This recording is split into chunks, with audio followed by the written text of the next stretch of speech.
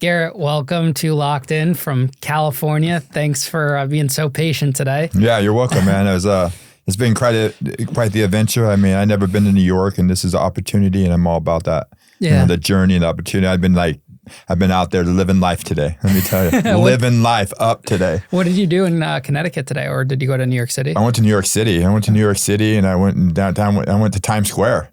And the energy in Times Square was just live. It was just like I got out, I walked, and I was like, I only seen places like that in magazines or on TV, and to be able to experience it today, man, it was just like over.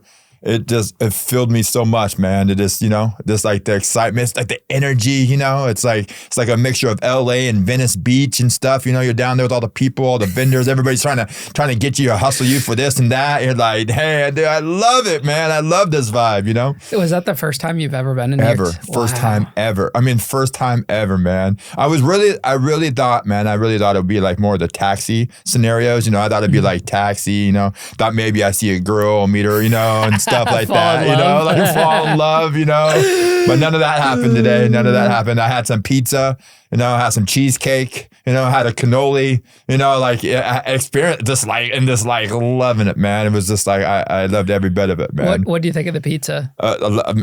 It definitely, when I was sitting there up against the wall and I was eating me a slice of pizza today, I was like, this is the best pizza I have ever had in my life. And I don't know if that's just because I'm in New York or something, and I'm sitting there and I'm looking off in this, and it was just like, I was like, this pizza is so good today. It just like, it was good, man. It was good. I usually don't even eat the crust. Today I ate the crust and I ate the whole thing. I killed it, man. Oh, you're not a crust guy? Yeah. Yeah. California Pizza Kitchen is pretty good though. California Pizza Kitchen's cool. I live right by it. Yeah, real good. Pizza, who doesn't love pizza? But something about pizza in New York it's like it's just like on a different level. Yeah. Yeah. When you were in prison, did you dream of going to New York City? No, I did not dream about going to New York when I was in prison. I dreamed about all the girls that were on my wall that I waxed up there on the cell, the Pamela Andersons, even Menendez, Cindy Crawford, I have all those pictures of all the girls up there, and you sit there and just dream of all of them, That you take out a U.S. magazine or U.S. Weekly or People's. Yeah. I mean, all the FMF Maxims and magazines that you get through and just you tear them apart, man. Yeah. Well, when I was in the Midwest states when I was in prison, all the guys would always ask about New York City. That's the go-to. What's New York like? This and that. And a lot of guests that come out here, they want to go to New York City first, which is kind of cool. They get to experience that for the first time. To me, it's like old news. Yeah, to you, it's like it'd be like, Yeah, I go in the city often, but it's not the same. It's like someone coming to California and they're like, oh, how's Venice? Like, oh, we want to go to Venice Beach or something, or see the city. And you're like, that's cool. Stay far away. Yeah, from there. I'm like, not me. So did you grow up in California? I'm born and raised in California. Yeah, my whole life. Where in Cali? Antelope Valley. Okay. Palmdale, California, out there in Antelope Valley. Desert, open area. And it's where so everything started at. Who did you grow up with? My parents got divorced at 5. I grew up by my mom. My mom had a little sister. I have a few sisters. I have one older, one younger, and a couple stepsisters. And for a while, my parents got divorced when I was like 5. And my sister and I stayed with my mom. And at a certain age, my sister went and started living with my dad. My dad came back around, and so that she went and lived with him, and then I stayed with my mom. So you didn't really have a close relationship with him? I did up to a point, I had a great relationship, me and, our dad, my sister and my dad, we do stuff to hang out and do everything a family should, and the parents doing best they can. I go to my dad's house and go camping trips and we do all that, good stuff, Disneyland trips, camping trips, family time, it was really, really, really good, So even though they were divorced, it was still kind of a stable family environment? It was a half stable and half not for me, my mom's side of the family. I grew up with my mom. See, my sister went over there because my mom, I couldn't leave my mom. You know, like everything happening, I felt like I was a protector and everything of my mom, and I didn't want to leave her. And like I remember the day my dad came, and he asked me if I wanted to go, and I was like, no, I'll stay. I want to stay. You know, and I felt like my dad lived on the other side of the tracks because, you know, he had that stable home and you know, all the stuff that I didn't have, you know, over here, you know, as a provider, you know, for my sister and, you know, and everything like that. Like he had all that stuff, but I stayed over there with my mom and my, you know, grandma and my uncle and, you know, my little sister in this, you know, in this like one bedroom apartment, you know, just, you know, on the opposite side of the tracks, you know, sleeping on the couch. You know, it was just full of animals and full of people at all times. What did they do for work? My mom didn't do nothing. Grandma didn't, nobody did nothing at our house. And my dad was a salesman. My dad was really good. He was a really good salesman, and he moved up the ladder, you know, went from cars, went to real estate, and he built a great life for himself, you know. But my mom, what my mom did, I don't ever recall my mom working, you know. My grandma, I think she might have been a waitress or you know, or something at a hotel back in the day. Briefly, I remember that. And my uncle was a mechanic when he worked, you know. And mainly it was just for me, it was my mom just had a mixture of boyfriends and stuff growing up, you know, that I got to experience that addiction and everything on that side of the family with my mom, you know, and then the guys that she had in her life. And I just sort of grew up watching all that stuff. You know, I hung out with my mom. My mom took me to places she went. My mom would go score or go to the Connections house. I was that kid that I'd be there at the, you know, with her and growing up. And you're just watching, you know, the other kids, the other parents have kids too, you know, and we all just hang out in the rooms. We didn't think nothing of it. That was, you know, we're those kids that really had no rules, right? We could stay out past the streetlights coming on. Like, you know, we had these, you know, maybe some better bikes, you know, or we'd be outside mischief and, you know, and our parents would come out, you know, and if we did something wrong, they sort of, you know, they back us up and be like, you know, my kid, you know, what you mean, you know, my kid's, you know, he did fine. Whether we stole little, you know, suckers from the store so we'd go sell them in junior high or whatever that was. But yeah, my mom never worked, you know. And by the time I was entering high school, I was already in, you know, wobbling that fence of drugs and alcohol, and I was already out there, and you know, and I felt like I was just too big to be in this environment that I was in. So I was going more out to the streets, and I learned by hanging out with all my mom's boyfriends or with the guys she had around as role models to me. I learned, you know, how to maybe flip that, you know, drugs into money, you know, and by doing that, I was able to get stuff maybe that my mom couldn't, you know, buy me or afford for me, and then as I got deeper into that, and you know. I mean, I hung out in these apartment buildings, and I stayed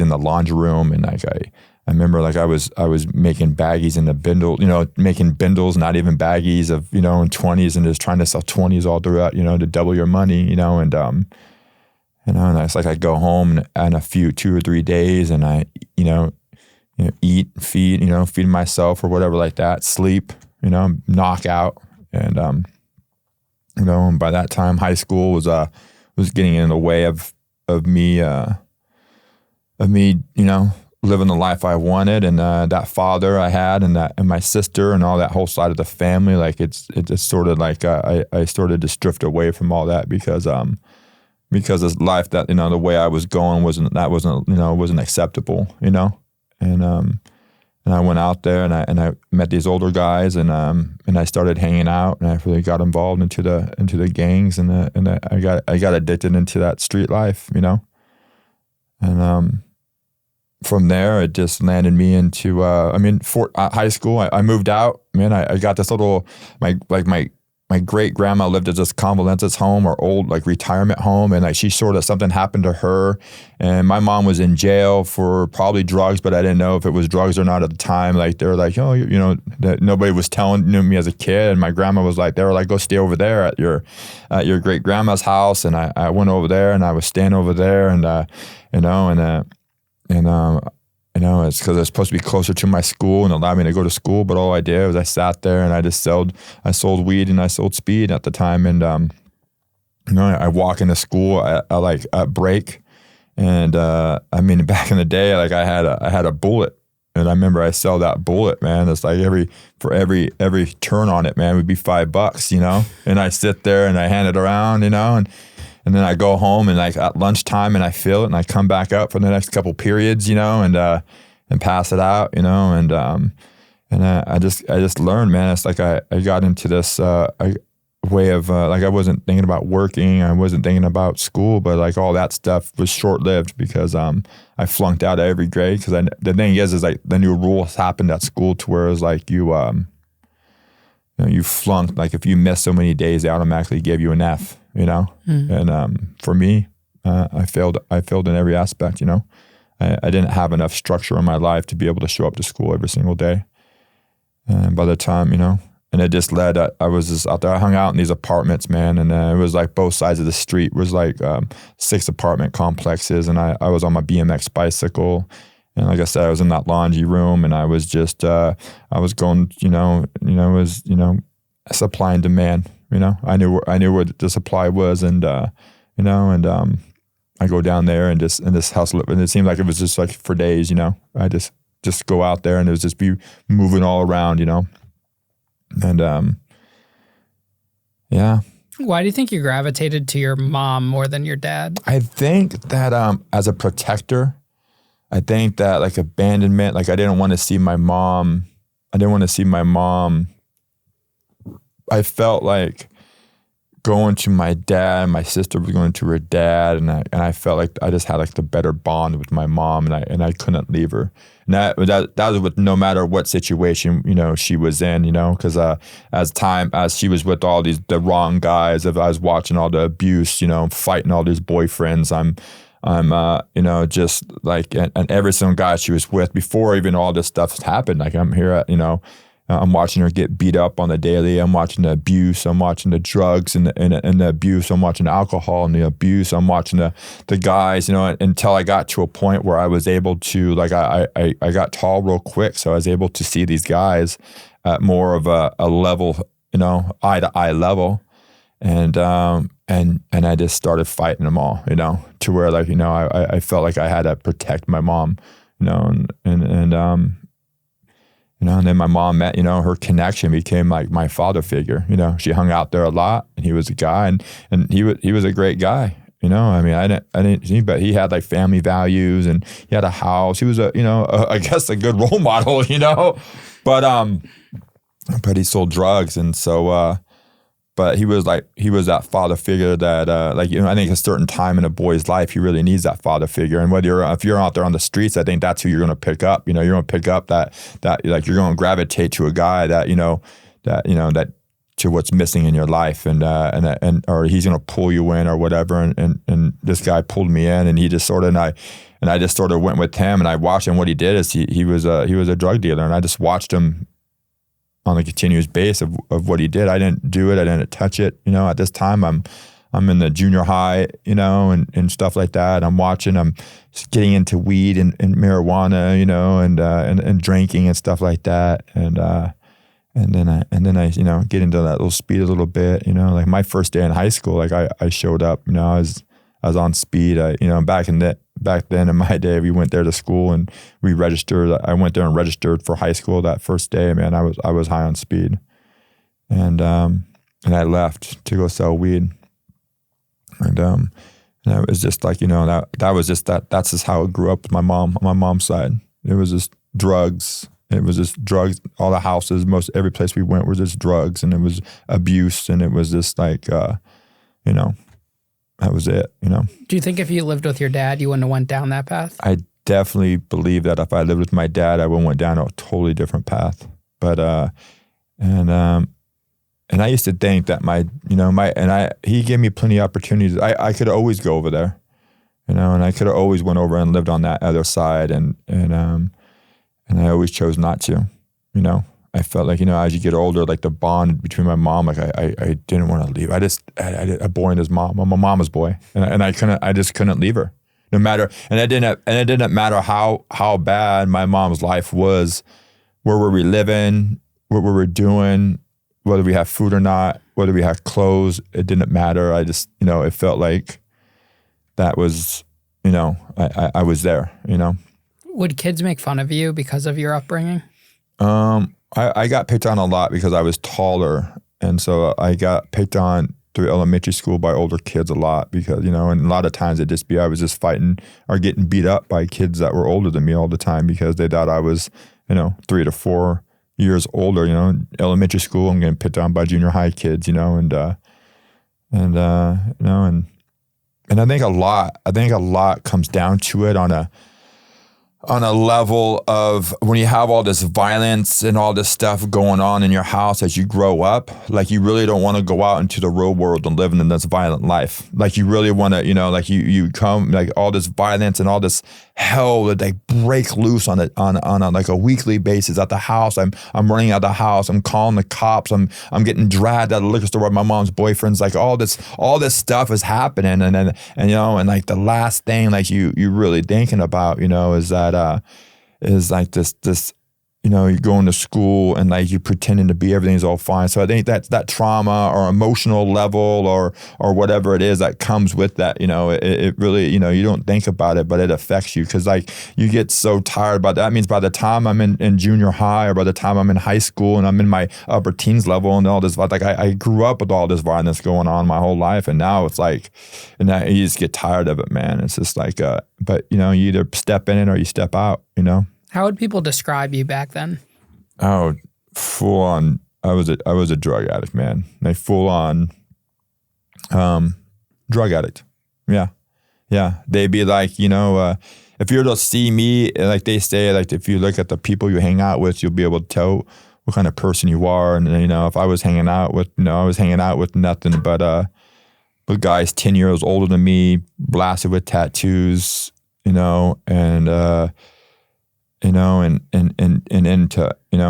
guys that were in and out of jail. And so like they probably knew that by the time it was only a matter of time before it was just my turn to be in that, What kind of drugs were you into? I started off with the alcohol to the weed, and then it got into speed, and then it got into the crystal, and as times progressed, it got into the heroin, and I got into the pills, but mainly I was all crystal meth. Was speed very popular back then?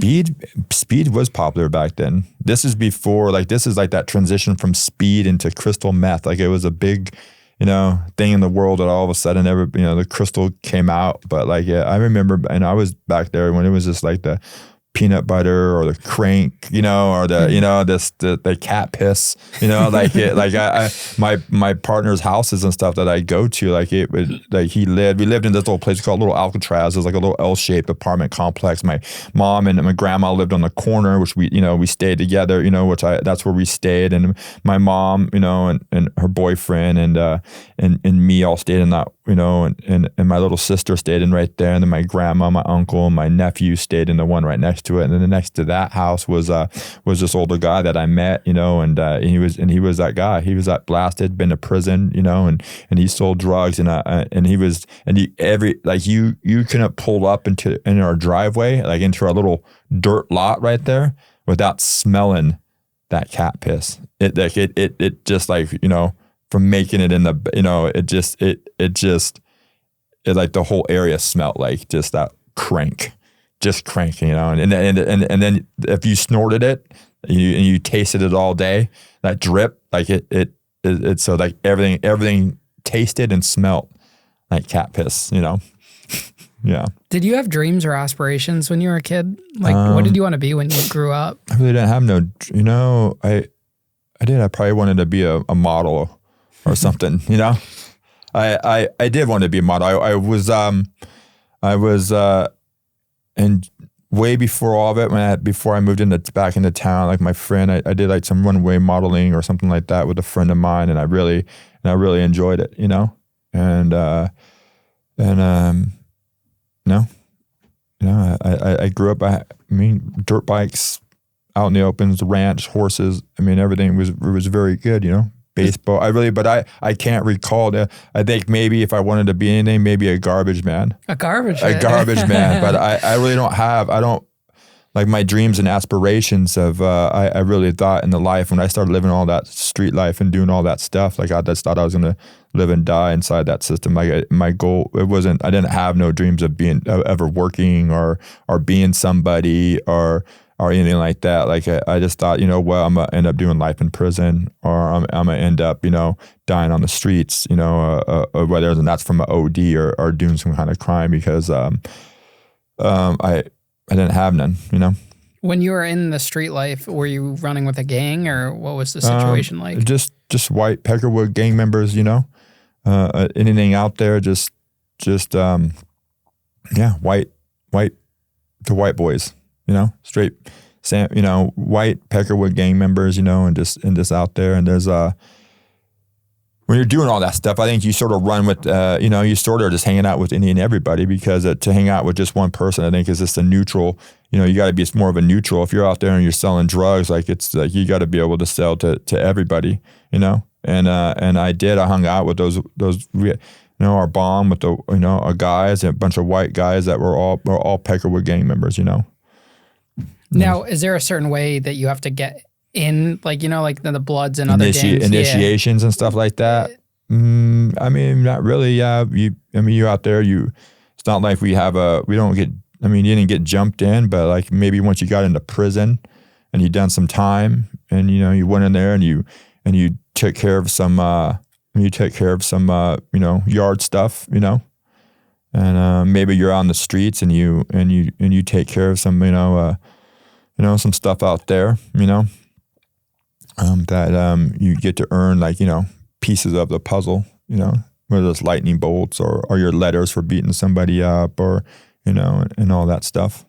Why do you think most people associate the Peckerwoods just strictly with prison and not as a street gang? Because I think Peckerwoods, I think maybe because the Peckerwood thing came from prison, and then it just came outside. So like, if you weren't like a Nazi or a skinhead or a writer or something like that if you were just white and you stood up for white, that you just became a Peckerwood, and that was like this breed of guys. And it was just like, you just, cause there were so few of us that you got to be like connected in some way. And I really think that, the Peckerwood, like it connected us all in a way, like, oh, you're white, you're one with us, we're connection, it's a white pride. That's our, that's our unity. Now, is it common for young individuals to join? Yeah. I think that it just depends if you're young and you're in the game, if you're out there, if you're young and you're in prison or, I started young in my, I was out there on the streets as I hanging out with all this, a lot of different Peckerwoods. And I just think that, I think that you're sort of just, if you're involved and you're doing it, I think that the younger the kid, it could be, I think you definitely come in fresh like that, 16, 17, 18, 19 years old that you're hanging around it and you just become part of it. What was it about that street life, gang life that attracted you to it? It was the only life I known. I think that I think the father figures, I think that the unity of the guys, the brotherhood that we had, I think it all just was something I was missing because I didn't have that father figure in my life. So I think all of it filled up the things I was missing in my life. And I guess what's interesting is that you had the option to have a father figure. A lot of these individuals don't even have that option. Yeah. So it's interesting to see that perspective that you did have the option, but you still chose to go the other way. Yeah, I had the option. I could have went that way and I didn't. And that was just because I didn't want to leave my mom. And I don't know if that was because there was too many rules or I couldn't live the way I wanted or I couldn't have my dog with me or for whatever reasons, I don't know. But I stayed with that. I stayed on the other side of the fence. When was the first time you got into some trouble?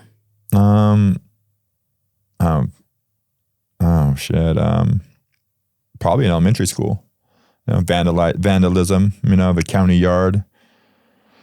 And then I mean, like, stealing. I got my first GTA at probably 16 years old. I was coming home. I was in a friend's of mine. A friend of mine stolen a truck and they parked it. And I was at one of these, homeboys' houses that we all hang out at. And I really wanted to, get home. I was tired. After 3 or 4 days of being there, you're just worn out, man. I really wanted to go sleep at home, just out there mucking around, stealing and selling and doing drugs and, this lifestyle.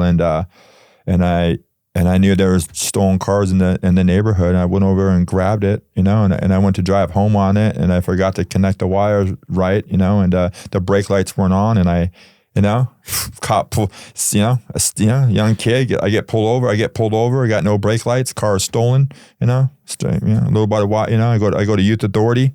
Real quick, little in and out thing, Now I'm doing community service up there in the forest, and I'm up there with these youth, these kids, and we're going up to Angeles Crest and this, and doing this, and cleaning up and picking up trash, and meeting, other little kids that we got in trouble for the same thing. It wasn't nothing special. I mean, I was there, and I remember, I was hanging out with my buddies. I remember like daylight, man, and I was hanging out in those apartment complexes, and I knew that there was a car over there that I, could take home, and I just tried to get home, man, and What's with all the California people stealing cars, man? You guys love your GTA. Yeah.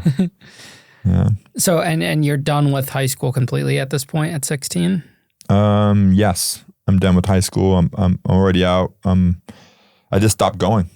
I even tried. I think I might have tried to go into independent study, but I couldn't even do that. And I tried to even go to like adult school or something like that to pick up some classes. I couldn't do that. And by the time I'm 18, 19 years old, I'm getting into I get picked up for a bigger crime, and then and I wind myself up in the prison, and I got the GTA, and I get out, and then I get like a drug charge, and I get it was like 19, 20 years old, and I get picked up for I get busted for arsenal, methamphetamine, manufacturing methamphetamine, arsenal, chop shop, and being a white supremacist gang member, Oh, you were running a chop shop? I just, when you're getting really high and doing the things I was doing, not like I was running a chop shop. I was just getting stolen cars and like taking them apart, like it was just like something to do, Yeah. Yeah. I loved it. I loved getting, I loved stealing cars. I loved getting stolen. I loved taking stuff apart, getting high and taking stuff apart, and so through all that stuff, what stuck was just the guns, and they got me for intent to manufacture and the arsenal. And then, I go to Tehachapi State Prison, back in the day, and end up on the 4-yard, and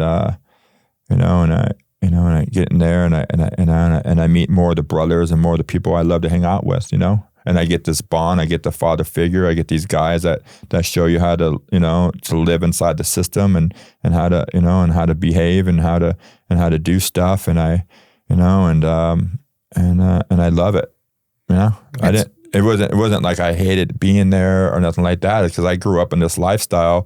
And so, like you said, like it was just like I was waiting for my turn up there to be pushing the broom on the tier. I was waiting to be able to hang out with my homeboys on a weight bench. It was just like it was like the brotherly love. Like, I'm going in there. I'm not. And then the thing is I'm going in there. I'm getting healthy. I'm working out. I'm eating food. I'm sleeping on a regular basis. I'm fighting if I need to fight. And stabbing if I need to stab. And and then you get out, and like, man, and then the drug, it was like the disease in me of the drugs would be pushed away as I went in there, and I'd be able to get healthy and pick up, and like I could have went into school, I could have went and done, school in there or picked up a trade or something like that, but I didn't do none of that stuff either, I was, and I just hung out, man, smoked cigarettes, drank coffee, and talk a lot of shit, and work out on a daily basis, and I get back out, man, and I felt like I graduated.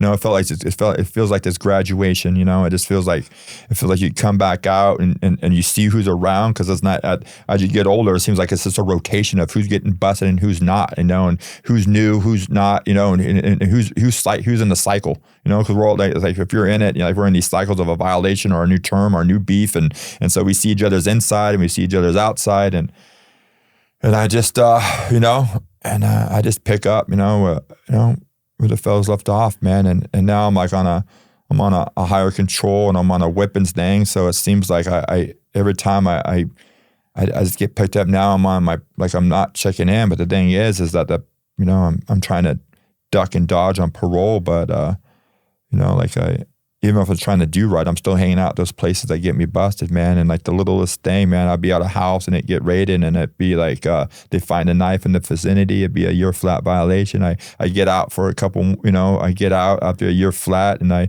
go in there, and I be the parole will come to my house, and they dump out the chair like this. They find another knife. It'd be another year flat violation, So then I'm in this cycle now. I'm just stuck in. So now I'm spending more time inside than I am outside, and I'm on another violation. And then by this time it comes out, and I make it a little further, and no stable place, no job, no, I'm not checking in. I'm out there. I'm immediately into the I get out, man. I really want to get a job and obey the rules of parole, and I try to really walk that line. I really deep down wanted that, but I get that 40 when I got on the bus, on my way home, and that, I take that drink, and for me to take that drink, man, it automatically, as soon as I put that liquor to my lips, I'm like, I want to get, I don't like the way I'm feeling right now. I need to pick myself back up, and I picked myself up with that, and I didn't have no control. I couldn't have controlled it, man. I go inside and I do these drugs, and then once I get the taste of drugs, I immediately I don't even want to be home. I don't want to be irresponsible in any aspect of my life. I want to go out there and I want to be in the excitement of the streets. I want to be gunning and running out there. I want to be up in there, just I want to be I feel like I couldn't sleep because I miss out on something, And I go until I get busted again, and then I get up, I get busted, I catch a GTA, or and then I get back out, I catch a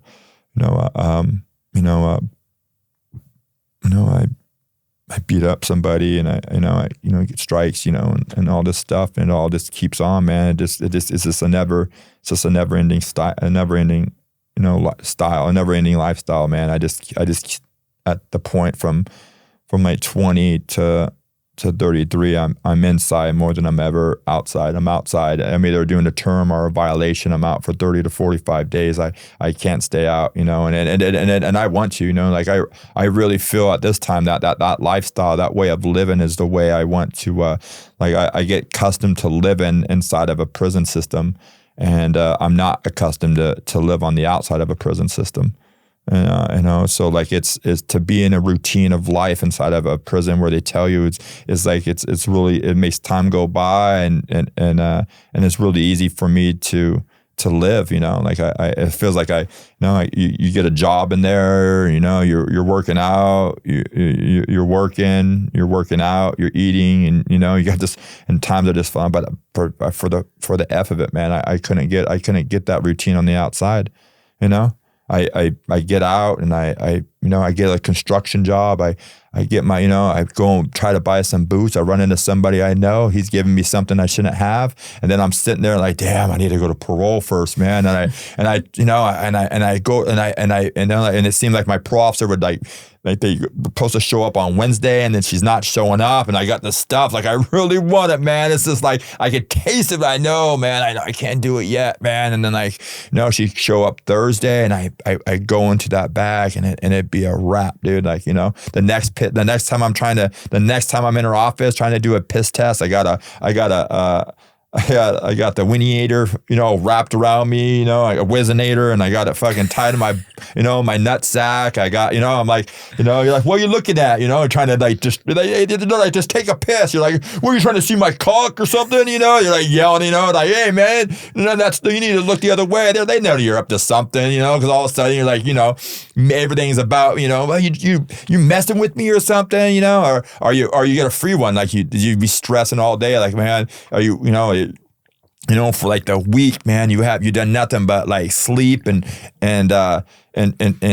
drink some liquor, and you're flushing your pickle juice, and you're drinking prune juice, and you're drinking this juice, man, and you're drinking like a gallon of water, and you're ready. You're gonna go in there Thursday, man, and to see your officer, and you go to the office, and all of a sudden, oh, your officer's not here today, and you're like, damn, is there officer of the day? Like I need a piss today, I finally after being in and out so much, man, I even stopped doing that stuff. I just knew that I get out, I immediately get high, and I'd just be like, why, and I liked being in there. It wasn't until years later, like through all my 20s, I liked being there, because when I was on the streets, I was addicted to drugs and all that stuff so bad that it was cool at first, but as the years go by and you're getting out, man, that's all like I'm in 2-3 weeks, I'm just like, I'm putting myself in the ground. I'm not, I haven't talked to my family in that 15, I haven't talked to my dad and my sisters in like 15 years. I have 168 traffic tickets and never had a driver's license, I have a little girl, when I get out, I'm like, I can't be around or close to her, because like all I'm doing is breaking her heart, like my mom, and I'm using and stuff with my mom and all the guys she hangs out with. I'm in that, and like you try, man, you try to be out there, you try it up, man. Like you really want, not to be like in this life, but like that's the only life I know, it's the only life I know is that little, to be that, that to get something, to make something, so I can get by, What do you think the biggest hurdle and obstacle was for you every time, you got out? Was it internal? Was it external? I think for the biggest hurdle, I think that I had to get away. I think what really happened, of course I get away from my friends and my hometown and all that, but I really had to isolate myself from all that. I had to physically move myself from all that lifestyle that I was living, because and I don't know if that was it, but it sure did help. And I had to stop, and I had to stop using drugs, and I had to stop, going. I was just like in a repetitive cycle, man. I was just like doing the same stuff and expecting different results. I'm just going through. I'm getting out of prison, or and then like I even I wanted to sell drugs in there. Like I was like, man, I went from a 4-yard down to a minimum yard. I'm like, dude, I want to bring stuff in. Like I want to, like you see these people in there just making it in there, and you do it, tobacco. I was in there when tobacco was in, and I was in there when they took tobacco out, and so now just to be able to bring tobacco in the yard was just like money, money, dude. And I'll tell you this is what really drowned it out too, is like I'm in the prison and I'm bringing some stuff in, and, stuff is happening, and like the pipe breaks, and I'm a smoker, dude. And there was just that transition point. I went to my homeboy, man, because I'm bringing in these points, and I was like, man, it hit me. And I was like, it will only be something that I do in prison. I'm not going to do this when I get out. And I got out, man, and I stayed strong for a second. But then I put a needle in my arm, and then once I stuck that needle in my arm, and then I get out of prison, all of a sudden it seemed like the streets were just flooded with heroin, and I got into not only selling meth, but like a lot of people wanted. I just knew the right people from doing so much time that I was just, and the next thing I know, man, I'm sticking this needle in my arm, and I'm just like I'm literally just a mess, dude, And I didn't care about the stuff. I just cared about staying loaded, because at the end of the day, that's like, I don't want to be sick, and because being sick sucks. The only time I want to be sick is when I get busted. And then I'm just begging for them to just give me 24 hours, man. Just give me 24 hours here to sleep this off before I got to go in that processing, you know. And it just keeps on going like that. Every time you get a violation, do they send you back to the prison you left from, or is it a new prison every time? Different prison every time. So how is that navigating as a Peckerwood going to a new prison? Is it different in each one, or? I think it is. It is. I was really, see, for me, like, I was so big, like people just wanted to be my friends, you know, like it wasn't like, you know, like I was just like a dominant person. Like I'm in there, I'm so big, you know, whites gravitate to me. Now that I'm doing violations after already doing so much time. It's like you already know. It's like you know the routines and you know the rules and you know the way, and when you're in that cycle of stuff, like the people know you in the system, you know. I'm not staying out long enough for the people for the number, you know, for the things to change inside the prison system. Like those, you know, I'm like I literally would go. I mean, there was a time that I literally got off that yard. And then I rolled right back in, you know, on a violation and went right back to that yard, you know. And there was times that I go to, you know, I seems like I be in county for like the longest time, and then they ship me and I get out at reception in Chino, you know, or I go in there and my violation, I would just be. It seems like I would just be I would just go right back into the hole, and I would sit there and do my whole time in Lancaster, you know, until my violation was up, or they immediately would, you know, and which wasn't long because you know, it'd be like 30 days. It'd be like you'd be able to go to court, or I'd be able to get my violation and get my bus ticket, and then hit a reception, you know. And then they would just, it seems like I'd be one of those ones that just got lost in the works at the reception yard, you know, and you're just stuck there in the reception, just, you know, waiting on the violation to go to Maynard. But yeah, it just I never thought about it, man. I sort of just went through and met the guys, you know, met the fellows, you know. How dangerous are these yards for a Peckerwood? I think it's more dangerous in the county jail in California than it was in the prison yards, and that's because the numbers in the county jail were really small, and then the numbers when you get inside the penitentiary, I think it was a lot more unity, a lot more brother, and a lot more of us. That's why we liked going up into the penitentiary, because our numbers were a lot higher, you know. And to where when you're in county jail and stuff like that, I feel like you can get really lost, and to there's only like 2 or 3 of you. And that was a scare when the riot's kicking off in a county jail out there where we're at and stuff like that. For me, it was scary times, you know. I mean, I was in the riots in the penitentiary too. It was like, you know, and that was, you know, it was, you know, real Viking stuff, you know, of just like crashing into. But those riots inside the county jail, man, it seemed like they just shut that door and just let us fight, you know. They'd throw in some tear gas and, you know, and you have everything wrapped around your face and eyes and stuff like that. But I really felt, if I really felt more weak and more like something could happen dangerously in the county jail, you know, because it was, you know, it'd be like, you know, 30 on 3 or something, it feels like, you know, or 30 on 5, you know, and it's scary. Can you be innocent, like an innocent bystander in a riot? Like, say you're not gang affiliated and you're just there. Those are the guys. I think that there's guys, and like there was times when there was guys in there who I feel like maybe they didn't have the life like I, you know, they're after like somebody that got caught up into a DUIs or you know, a spousal or you know, a drunk driving. You know, to where they don't know nothing about that street life or nothing. They're an actual, you know, working human being, normal, you know, guy. And those are the guys that when I show up, man, I really didn't like seeing those guys like getting taken advantage of. you know, whether it was by our own race or other races like that. And I really think I stood up, you know, and I met some of those guys that when the time came to it, like they would fight just as much as the guys that grew up on the street. They'd be right there side by side with me. And there were some that, you know, in those situations to where like you had to protect them. I felt like it was our need to, just like I protected my mom, that you tell them that, you know, you just gotta get behind me somehow, man.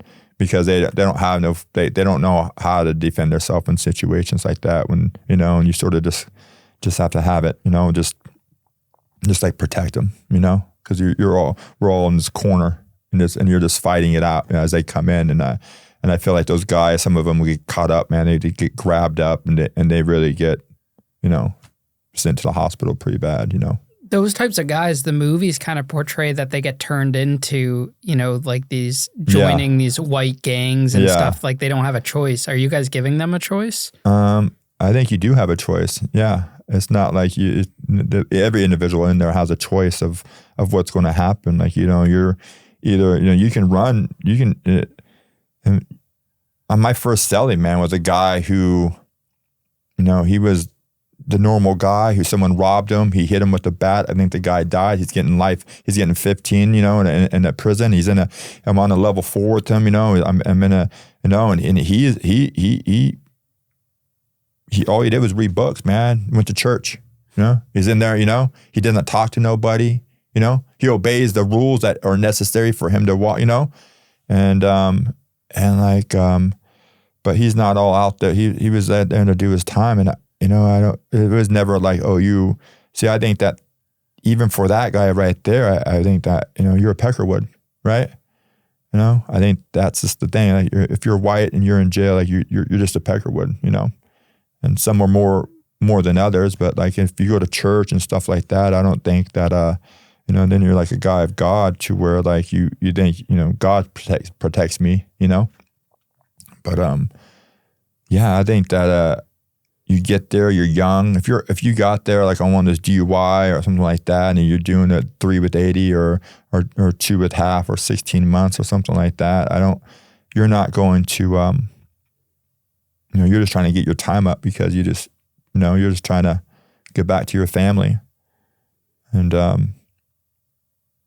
if you go up to the higher level yards, you know, the 3s and the 4s, then I really think that you are going to more or less, because it's not like we tell you what to do. I mean, we're convicts, so we're going to con you into doing that, you know. Hey, you know, we're going to do it real smoothly, you know. It's not, we're going to tell you, you know, we're going to make it attractive to you, and you're going to love this brotherhood and everything that we're about, and you just want to be a part of it. And you're going to be on the yard, man. You know, when you get out, you're thinking you're just going to go back to your wife and kids and everything's going to be regular, but you know, in a way that we just sort of ingrain and impose ourselves into like you live, you know, a different life. Now your head's shaved, you know. Now you're getting maybe a tattoo of some letters that you know, so you're in some rockers, you know, because you fought some guy that we didn't like, you know, and now you're really feeling the part of, because, you know, it's either you're going to feel part of, or you're not going to feel part of, you know. Like if you're feeling the part of, you're going to get that respect and love and that loyalty and the friendship. Well, it's those guys that are not a part of that we're not really going to watch, you know. Like we want to, you know, that unity, that brotherhood, you know. So you have to have your head shaved? No, I didn't. Okay. No, you don't. No, you don't. Okay. People, I always get this question a lot, man. And you can't tell now because, you know, but Garet, why don't you have no tattoos? And I'm like, man, I wanted them bad. And there's a few different reasons too. But another thing is that I'm a hairy Viking beast, dude. And I grow hair everywhere but my head, you know? And so like I remember, man, I'd be there and I'm hairy, man. I'm like the vanilla gorilla. I'm just hairy, dude. And I'd be like, what's the point, dude?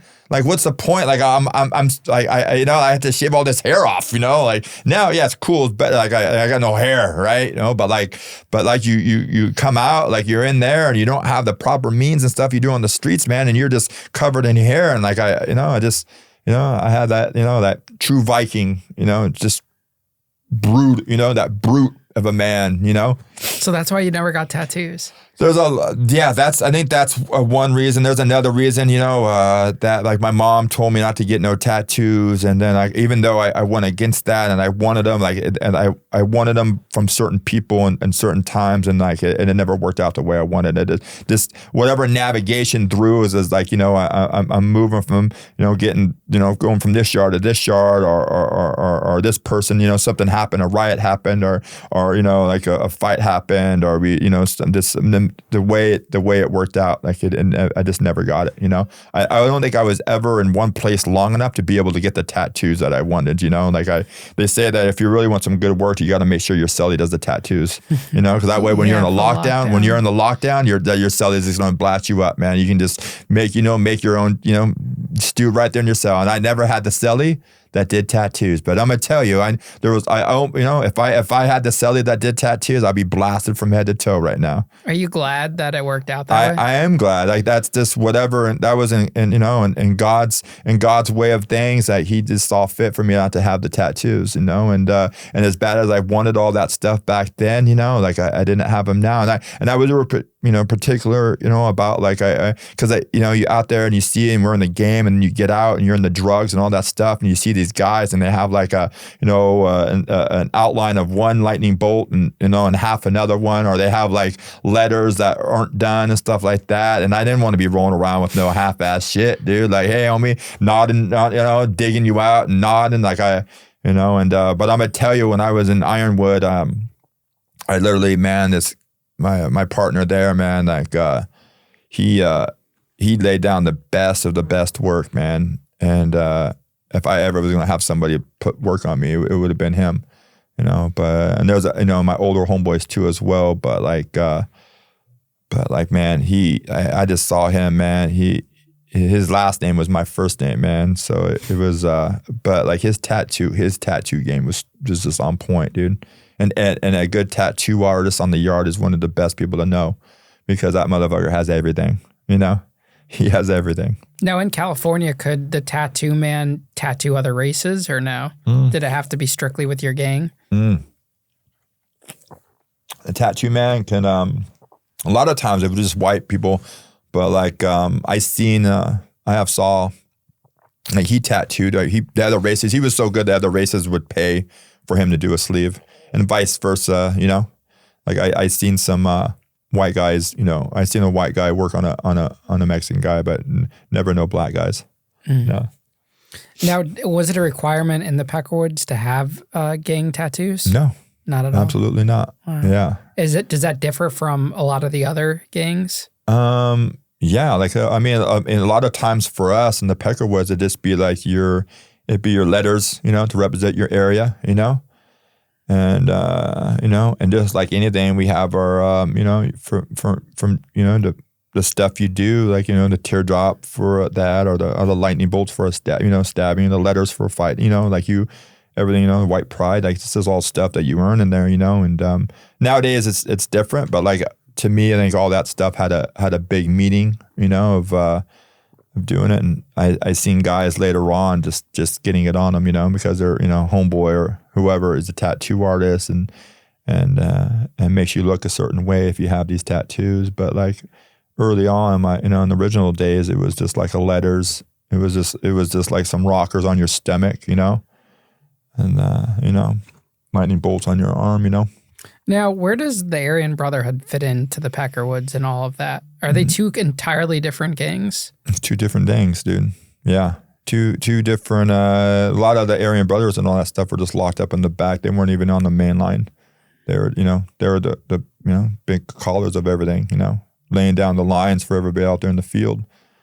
And so, like, they're the one putting in the orders, you know, for us. Oh, so you guys work hand in hand? I just think that, you know, everybody has to answer somebody, and I think all races, it all came up from the very top.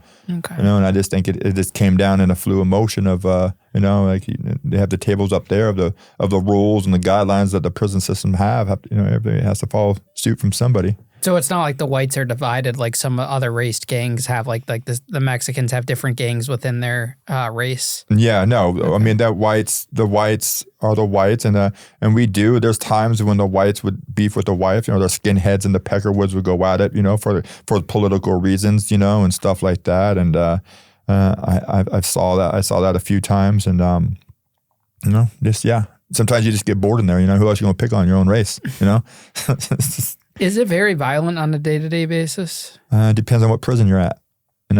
I don't think it's violent on a day-to-day basis. I think that especially when you're in the upper yard, I think it's more repetition and more like respect and more of a thing is that like like when something's happening and you prepare for like whether it's a lockdown or a riot or who's getting boo-bopped and who's all going down with other races because we have like this you have that respect of one another to let other races know that, hey man, we're going to be handling something, It's just to give a heads up. We got to take care of our trash. Or they give you the heads up if they're taking care of their trash, or and that way, I think it sort of just keeps everything flowing. Keeps things flowing. What do you think about all those prison politics now?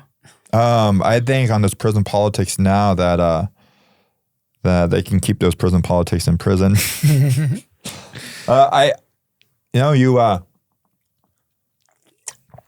follow these guidelines and the way of life like that, and that was so ingrained into me that that way of life was just that way of life, and I got out of it.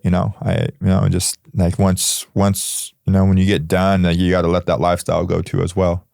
And the one thing hard that it is to do is to be able to move away from that lifestyle, just take out the good and whatever good you can get, like the routines and maybe the workouts and the repetition and the brotherhood and the unity and all that stuff, that you can take that and put it over here to this other side of life and make a very good positive approach with it, but all that politics, all that prison stuff, like today, like if like I'm in my 40s, and any bit of part of that stuff, man, like God bless, man. I don't regret. I'm not like sore about it. I'm like, oh man, I've been to prison. I absolutely, like, I'm the man I am today because I did all that prison time, and I was, I was out there on the streets, and I did all this stuff, but like, man, to be able to be in that politics of all that stuff out here on the streets as a 4-year-old man with the kids and trying to live, like it doesn't mix, dude. Like you're either living that to me, you're living that side of the fence or you're living this side of the fence, and I love it on this side of the fence, And I was stuck in that. Lifestyle, and I even took that style to the streets. I lived that political. I was politicking on the streets and the same prison politics and living all that stuff with all the homeboys. Like it was like it was good when it was good, but it's not attractive to me no more as a adult, Yeah, how do you go from like over a decade of doing this to one day flipping a switch and you're like, I'm not going to live that life anymore? I think that I just went down to the very bitter end of time and like I'm going from a level 4 yard. I went to a 1 yard. I go in there. I did this time and you sort of just like it's a cakewalk, and as much as I loved it at first, and it was like cool, it was cool. But then I have like a daughter, and then the next thing I know, it's 10 years and I haven't talked to my family. The main thing is, and here I am now like it's not even about me going in and out of prison. Now it's like, man, now I just can't stop.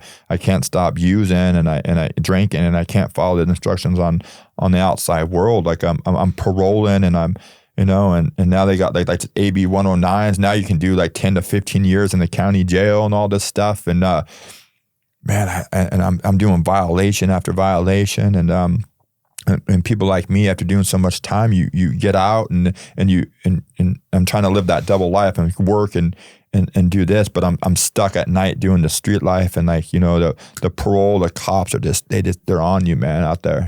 They still got like a sore thumb, but I got tired, man. I get tired, man. You get tired of that whole lifestyle, and for me it was I went on March 17th of 2013. I arrived, from jail into a treatment center. Just before that, I was out for maybe about 40 days. By this time, like I said, I was in prison, and I was, and I did that stuff with the speed and the tobacco. But what happened is I stuck that needle on my arm. And it really just ignited something that, as a disease of drugs went into me. Like I got out and then I really just fed that dragon, and I was sticking this needle in my arm, and I'm riddled with track marks. I'm doing heroin, I'm doing speed, and I'm just I'm a mess. I want to cut myself off from anything in the world, and I just want to live and isolated out there in the middle of the desert somewhere, and just be in my disease. And on February 14th of 2013, man, I'm still living that street life, and I'm getting shot at on the streets by this guy early in the morning, and I'm seeking revenge that night, man. And I get dropped off at this liquor store, man, and how dare he, shoot at me, and I'm just an off-duty officer sees me, I stick out like a sore thumb. I'm 6'7", I'm thinking I'm trying to be incognito, so like now I have a super big old black trench coat, I'm 6. I used to think, the funny thing is I always used to think that I was incognito, like trying to hide. I'm 6'7", man. There is no, like laying low with me. Like, I'm like, it doesn't matter. Like in the car, it doesn't matter. An off-duty officer sees me, man, going from the liquor store to my hideout, and they follow me over there and arrest me one more time. And I go into jail, and like I'd done the jail show so many times, man. Like it's a cakewalk. I don't care. Like I said, just give me 24 hours here at the booking station, man, before I have to go in. But if not, it's all right, and I go in there, and I get booked in, and I'm eating Happy Cars, I'm drinking hand sanitizer, I'm just feeling that because I go in there and I really feel like I am somebody, like I just done enough time to where like and they, oh, Garet, you're back. It's bad when they know you inside the jails, and I didn't know I was done yet, man. But I know that when I sat there at the doorstep of a treatment center that a bus just brought me to on another parole violation, they said, we're going to take you to this treatment center. And I sat there, and I remember sitting inside the county jail, inside a transfer dorm in the 800s in the county jail, and I'm sitting there in this room, and I've been in this room, man, too many times, and I'm sitting there, and and deep down inside me, man, I just wanted something different, man. And I know maybe I prayed to God, maybe I dropped a tear, maybe I looked around me, and it was like the first time I really maybe just saw what was around me. And I arrived at this treatment center on March 17, 2013, man, and I made a decision for myself that would change my life for the world, man. And I think it's just I finally made a decision in my life. I think up to this point, like what has happened is that like the circumstances of my choices I made out there on the streets, and for me, maybe picking up that drink or picking up that hit, and leading me right back into prison, because as soon as I pick up that drink and that hit, and and going out there and living that life, I'm immediately just just looking for my way right back in, and man, and it seemed like all those choices I was making when I got out, like I had to start changing those choices. And I went to this treatment center, and instead of those choices, making a decision for what my future is, as I walked in there and I made a decision for myself, and I walked in and I said, I'm going to do this program. And I went into this program in 2013, and I haven't talked to my family in about 20 years. I've been in and out of jail for the past 15.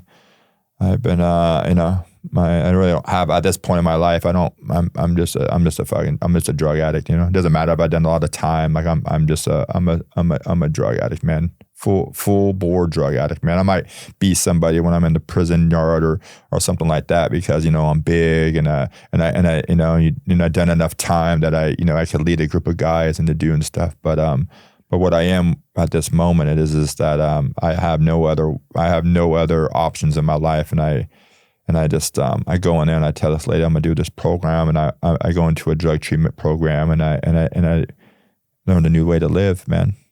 For the past 10 years, that's been, I threw myself into recovery, and I got away from my old area, my old playmates, old playgrounds, and I just started working on me, man. I just started working, and I got me a small. I started from scratch, dude. Very small. I started from scratch as in I stayed in the tree. I had nothing, dude. And even if I had a place to go, like it wasn't much to go to. And I stayed at this treatment facility, and I sort of just got me a small job. I learned all the stuff I really didn't learn in prison. That was,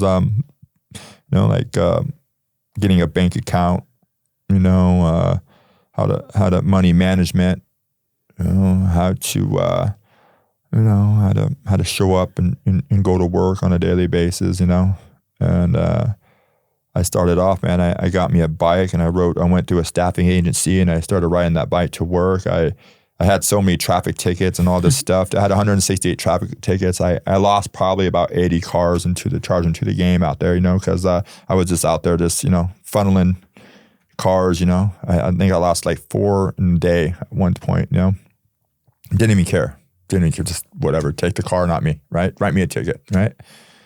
And I go to these DUI classes, and I go to these Caltrans, and I have to go in front of I have to go into to the doctors and get a full-on physical exam because of that. I was physically retarded because I swallow, methamphetamine, and the bags would bust open, and I'd be sitting there trying to do the line test, and like the hair on my arms standing up and on my back of my neck, and and I got these DUIs, and I just started cleaning up everything, man. Very simple, I just started cleaning up all this wreckage of my past, dude, and I got involved with Alcoholics Anonymous, and into recovery. And for the next 10 years, I just really threw myself into recovery.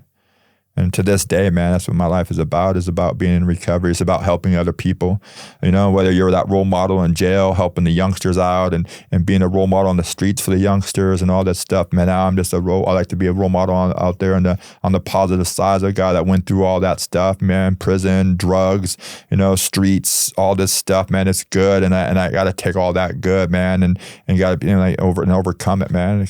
Still to be fit, to be soundness of the mind, to be, to be able to walk through stuff that you never thought you'd be able to walk through, man.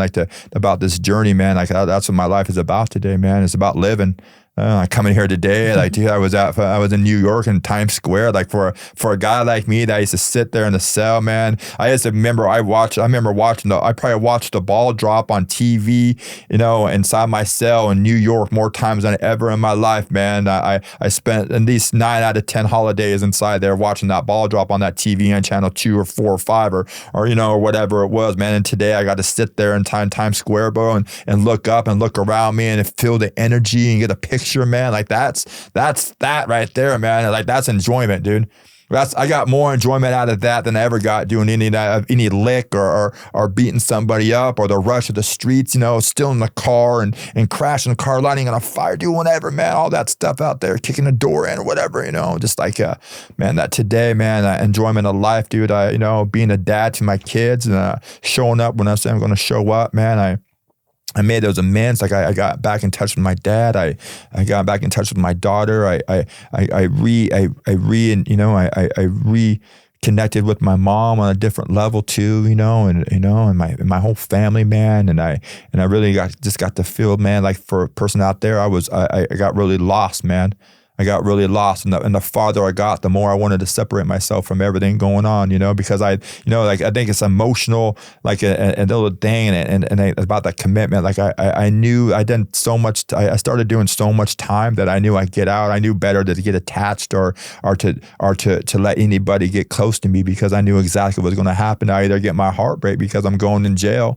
I'm going into jail here again, so I knew to keep everything at a surface level and to not let anybody get attached to me and to love me or know who I am because I'm going right back into prison, And today, man, I'm just working through all that stuff, dude. I'm just here to be a better person and to help anybody and everybody I can, man. The drug addiction, I've been riddled with track marks from my ankles up to my neck, turning the A&PM and the Chevron bathrooms into a prison cell, and doing my laundry in the sink and, my boxers and my socks, 2 pairs, one on, washing the other one type thing. And today, man, it's it's just like, it's the greatest thing to be able to come on shows and meet people like you, man, and be able to carry a message, man, you know, to maybe I can help somebody, man.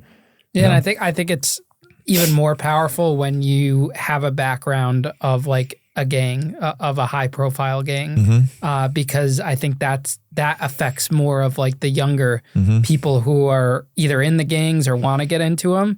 If they could see someone like yourself renouncing that life, showing what he's overcome and what he's dealt with, and then coming out on the other side, I think that's more powerful than anything else. I think that road back then that I lived is a very lonely road, man, going down that path. For a lot of the guys, maybe I speak for myself, but it's a very lonely road at the end of the day.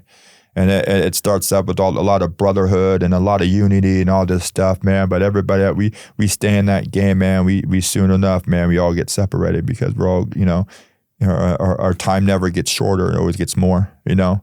And then they say, no, you're the last one out there left, you know?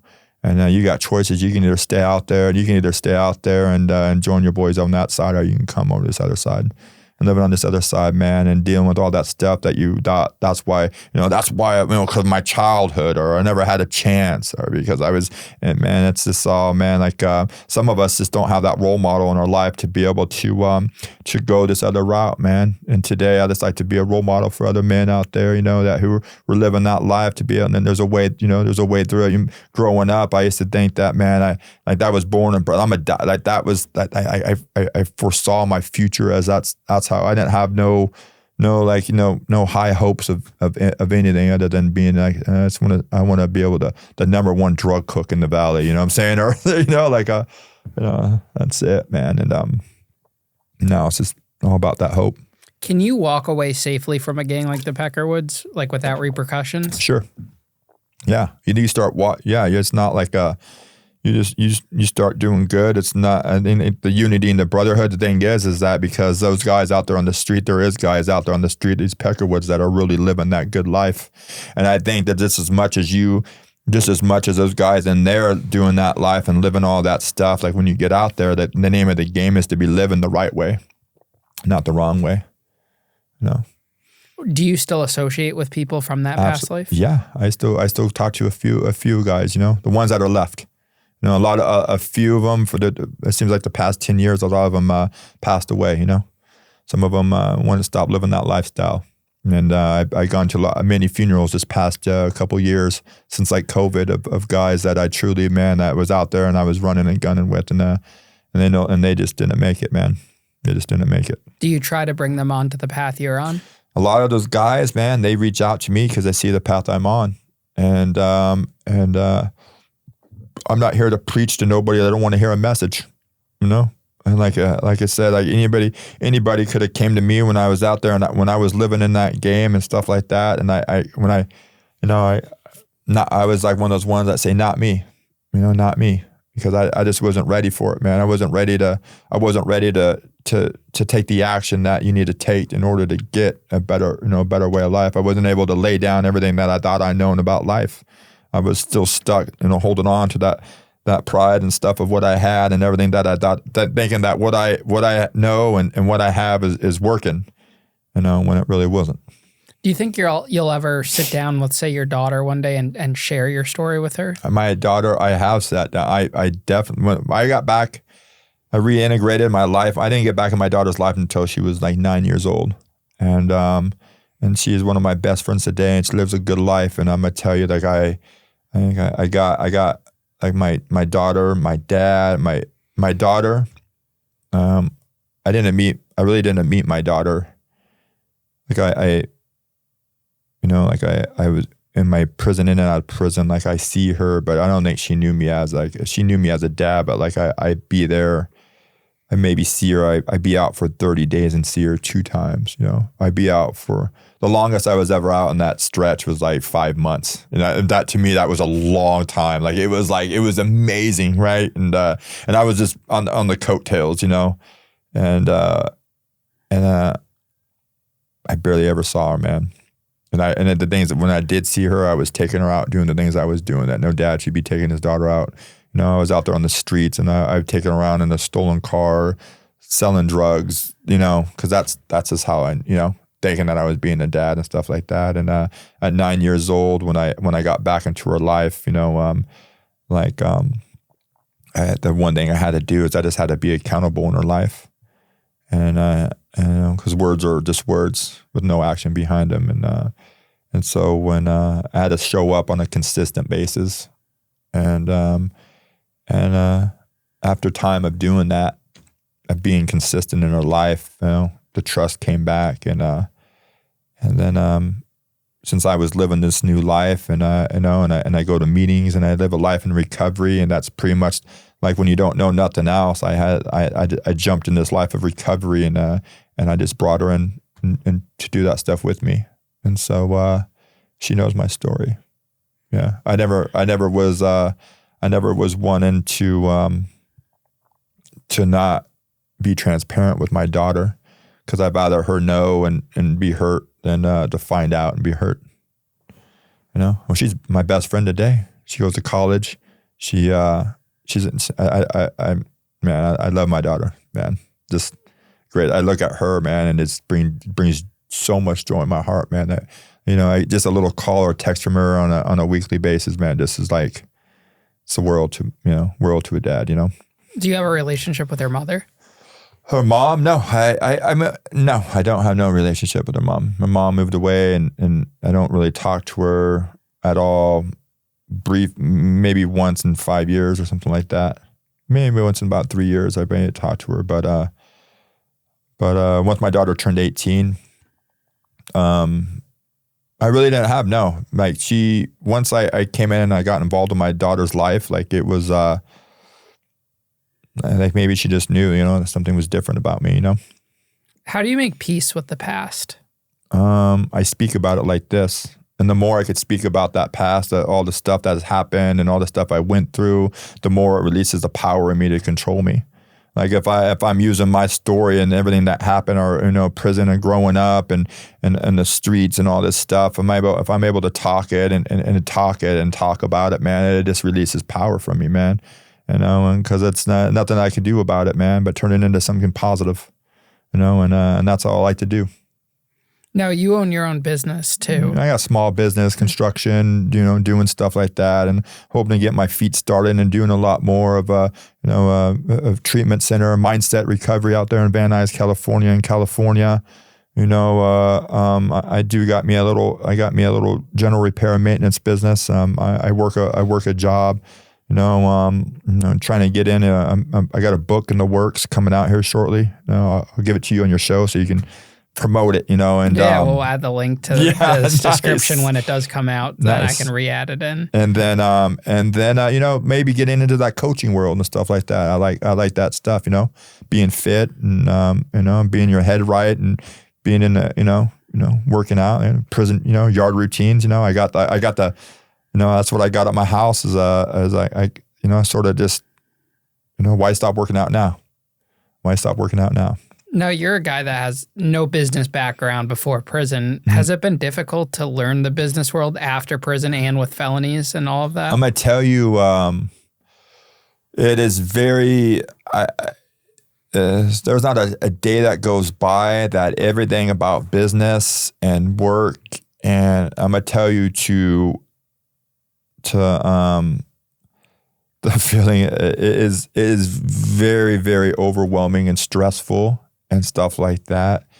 And to be able to learn, it's just another aspect of life that you can either not do it or you can. And I'd rather be uncomfortable and take the losses of learning it than being stuck thinking about, damn, I should have done that. And I'm gonna tell you, man, yeah, it's hard. It's very hard and strenuous, and it's not physically hard. In any aspect, dude, like it's not physically hard at all. But I'm gonna tell you, I got a ninth grade education, right? And the only thing I know about business is from selling drugs or from selling guns or something like that. Like it's a whole, like the laws and insurances, and like it is a constant ebb of there's days when I think, yeah, you know what, man, I got it down, dude. Right. And I'm going to tell you, I'm far from it, But the thing is that I have enough courage and I have enough strength to be able to keep on pursuing it. And I got guys in my life that what it is nowadays, man, I just hang out with guys who do business, and I'm sitting with them, man. And I'm gonna tell you, that's the goal in life, man. Is you gotta sit with the people who are doing it, man. Like if the guys that are coaching and the guys that are but better, like I'm with those guys. The guys that have businesses and businesses are flowing, like we're friends, we're like and we all and I get in with those guys, and man, and the thing is they tell me, man, like business flows, Yeah, it's hard to learn, bro. I'm gonna tell you, business it's a thing that it never stops. You never stop learning about business. It's mentally draining. It's the working out and the meditation or riding my motorcycle or surfing.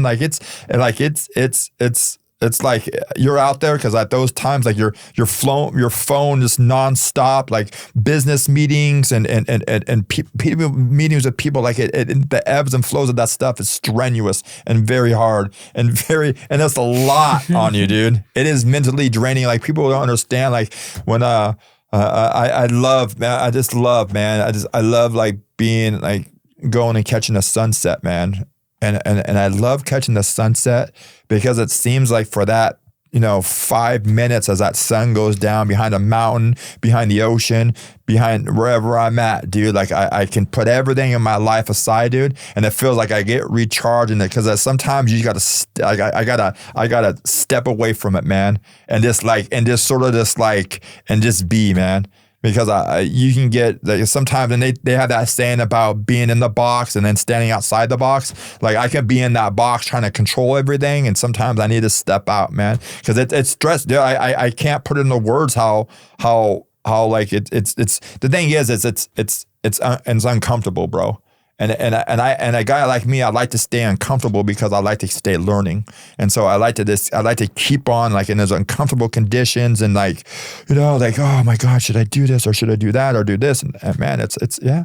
Yeah, I got to get better at stepping away and just like taking those days where you're just like, that's it. Like I'll go on I ride my motorcycles with my friends, and I literally just have to, they talk about that, like just really being able to step away from it, man. As hard as it is, it's how much it's needed, and